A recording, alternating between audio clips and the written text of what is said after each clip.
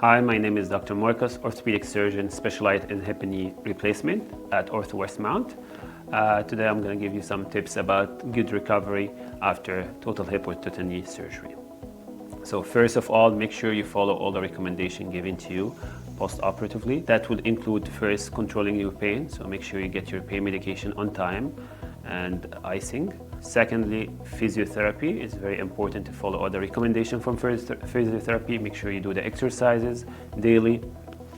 So that helps you with movement, with recovery, getting back force, muscle endurance, flexibility, and also will help with decreasing pain. Following all the recommendations given to you, you will be able to have a full recovery and get back to all what you like to do, whether it's sports, work, any kind of hobby, pain-free. If you have any other question, you can always reach out to myself or my coordinator team to help you with your recovery.